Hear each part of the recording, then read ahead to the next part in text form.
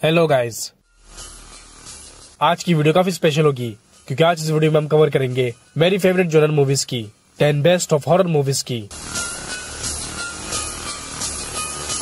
जिनमें से कुछ मूवीज में आपको स्कैरी सीन्स के साथ साथ क्राइम हिस्ट्री और कुछ रियल लाइफ पर बेस्ड मूवीज होंगी जो इस वीडियो को और भी ज्यादा एक्साइटिंग बनाती है। तो वीडियो के अंत तक बने रहिएगा। मैंने इन सारी मूवीज को इन कैमरे रेटिंग के हिसाब से अरेंज की है। Let's watch.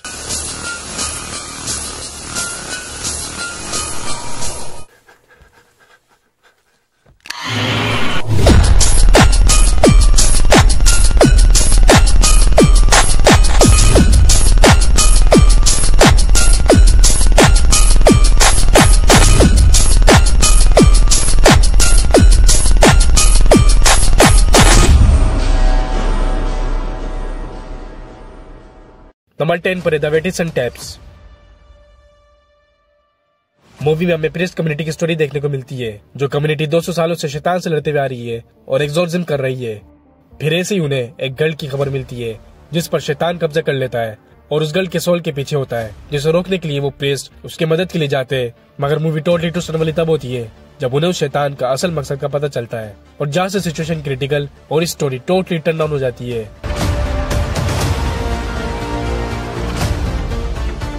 इस मूवी की स्पेशलिटी इसकी स्टोरी और स्कैरी सीन जो काफी ज्यादा लगे और जो आपको बोर नहीं होने देगी, तो उसे आप जरूर देखेगा। यह मूवी रिलीज हुई थी 2015 में और ये 4.7 IMDb रेटिंग के साथ हिंदी में अवेलेबल है।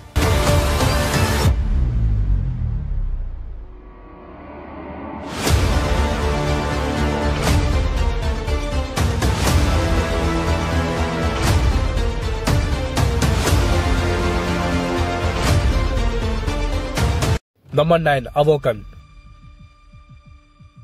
एक मेडिकल स्टूडेंट कार्ला, जिसका भाई बीमार होता है, जहां पर उसकी बॉडी सोती नहीं है और इसके साइड इफेक्ट से वो बहुत ही बुरी कंडीशन में होता है और डॉक्टर्स भी कुछ नहीं कर पा रहे होते। मगर फिर कार्ला को अपनी यूनिवर्सिटी के एक सिगरेट बेसमेंट ट्रीटमेंट का पता चलता है, जिसके बारे में किसी को कोई खबर नहीं होती और जहां पर उसके भाई की तरह 2 पेशेंट और होते हैं। शुरू में तो सब नॉर्मल चल रहा होता है, मगर फिर अचानक से उन पेशेंट की बिहेवियर कंडीशन काफी क्रीपी होना शुरू हो जाती है, सिवाय कार्ला के भाई के। मगर मूवी की टर्न तब शुरू होती है जब कार्ला को उस बेसमेंट में हिडन टैप्स मिलती है, जिसमें उस बेसमेंट के पास सिगरेट्स रिकॉर्ड होती है और जिसका लिंक कार्ला और उसके भाई से। तो वो सिगरेट्स क्या होती है, ये स्पॉइलर तो आप इसे देखकर ही जानिए। इस मूवी की स्पेशलिटी इसके थ्रिलर, सस्पेंस और स्टोरी जो मस्ट वॉच है। ये मूवी रिलीज हुई थी 2019 में और ये 4.7 IMDb रेटिंग के साथ हिंदी में अवेलेबल है। Sarah, please. नंबर 8 पर आती द विजिल।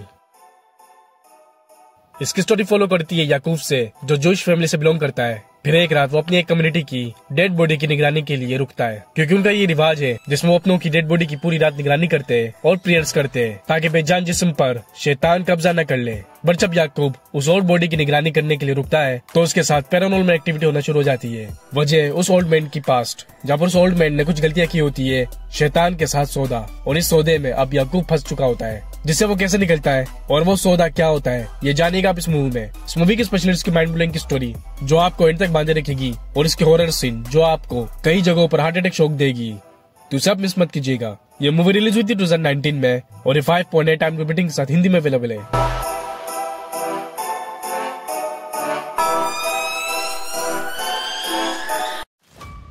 नंबर 7 पर है the position.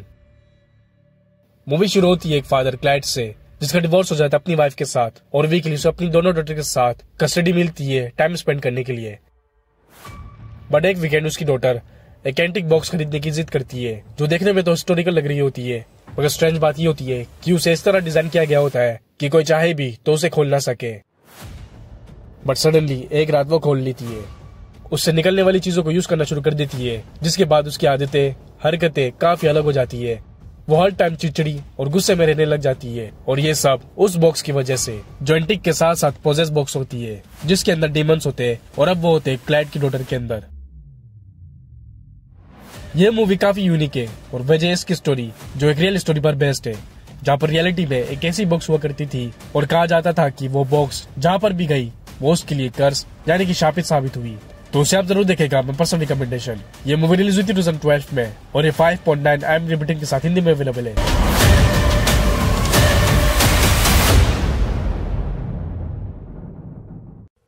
I saw something in her. Number 6 पर है dead silence. Movie based movie के मेन कैरेक्टर जेमी पे, जो अपनी वाइफ के साथ अपनी लाइफ स्पेंड कर रहा होता है। फिर एक रात एक अननोन उनके घर पर एक पार्सल भेजता है, एक डॉल, बिना कोई एड्रेस के और ना ही भेजने वाले के नाम से। जिसके बाद वो दोनों नॉर्मली लाइफ स्पेंड करना शुरू कर देते हैं। बट सडनली जेमी अपने ही बेडरूम में अपनी वाइफ की डेड बॉडी डिस्कवर करता है।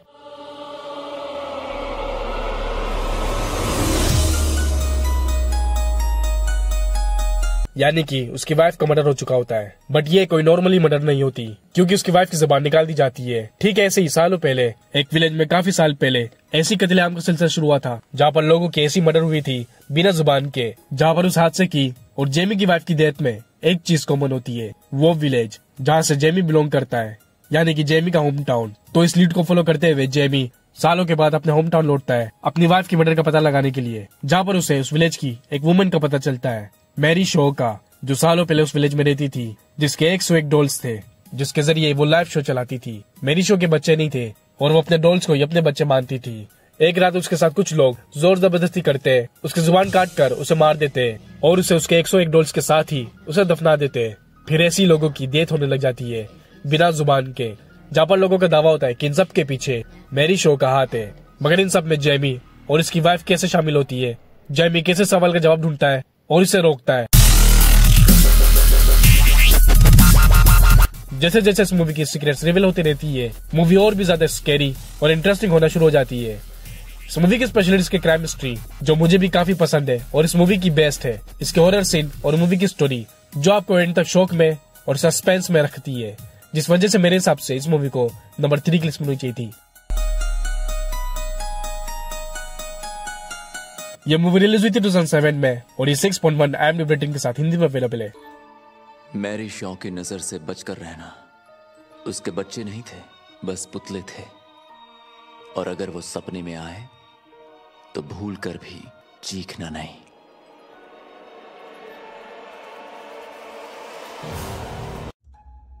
Number 5 as above so below.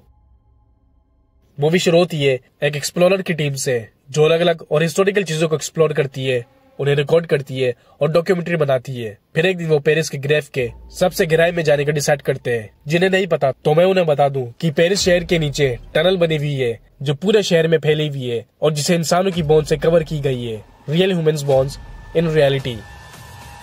और वो फ्रेंड्स उसी टनल में सबसे नीचे जाने का डिसाइड करती है, जहां तक अब तक कोई नहीं गया होता। और फिर जहां से मूवी की स्कैरी सीन शुरू होती है, क्योंकि जैसे जैसे वो फ्रेंड्स नीचे जाते रह रहे होते हैं, वो काफी अनएक्सपेक्टेड चीजों को एक्सप्लोर करते जा रहे होते हैं। ऐसी चीजें जो डार्क और एक सीक्रेट सोसाइटी से जुड़ी हुई है, और वो फ्रेंड्स भी उसी सोसाइटी और रिचुअल का हिस्सा बन जाती है, जिसकी वजह से वो कितनी बड़ी मुसीबत में फंसती है और कैसे उस टनल से बाहर निकलती है जिंदा। ये जानने के लिए आपको देखनी पड़ेगी ये मूवी। मूवी की स्पेशलिटीज की स्टोरी, डेडली सर्वाइवल और मूवी की डायरेक्शन जो कैमरा व्यू है, जिसकी वजह से आपको फील होती है कि आप भी उसी मूवी का एक हिस्सा है। तो उसे आप मिस मत कीजिएगा। ये मूवी रिलीज हुई थी 2014 में, ये हिंदी में अवेलेबल है और इसे IMDb रेटिंग मिलती है 6.3।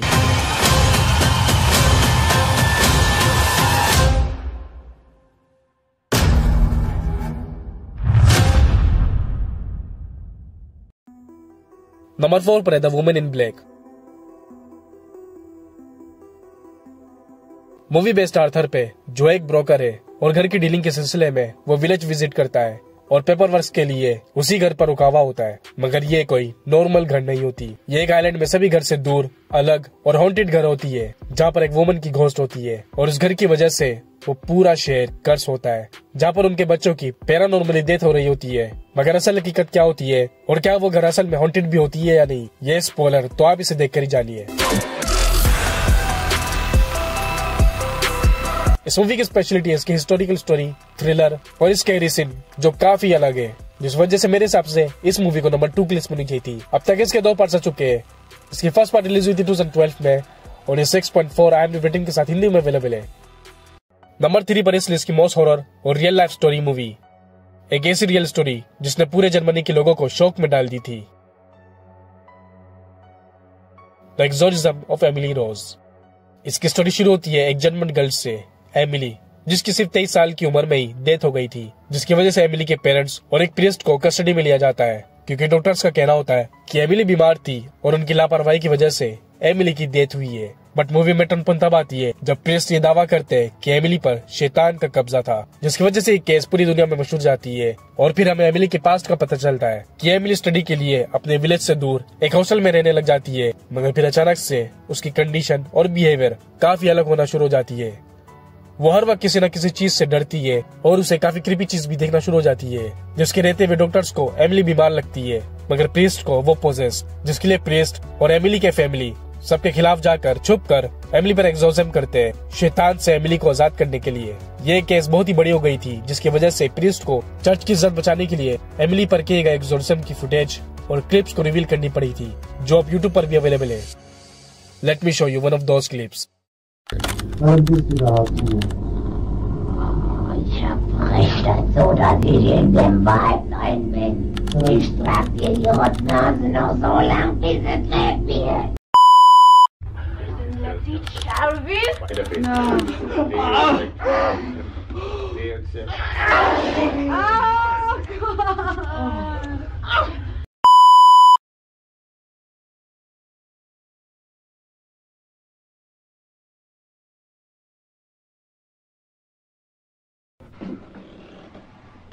Huh?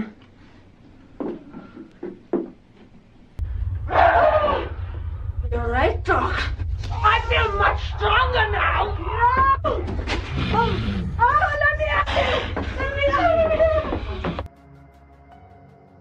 यह उन हॉरर मूवीज में से एक है जिसे बैन कर दिया गया था because of its creepy story and horror scene, जो बहुत ही ज्यादा स्केरी थे, जिसके लिए इस मूवी को काफी कट और सीन डिलीट करने के बाद फिर से रिलीज किया गया है। But still this movie is one of the best and horror movie, और मेरे हिसाब से इस मूवी को नंबर 1 की लिस्ट में होनी चाहिए थी। यह मूवी रिलीज हुई थी 2005 में, यह हिंदी में अवेलेबल है और IMDb रेटिंग मिलती है 6.7। नंबर 2 इनसाइडियस। एक फैमिली जो अपने बच्चों के साथ एक नए घर में शिफ्ट हो जाते हैं, मगर सिर्फ कुछ दिनों के अंदर अंदर ही उनके साथ अनएक्सपेक्टेड चीजें होना शुरू हो जाती है।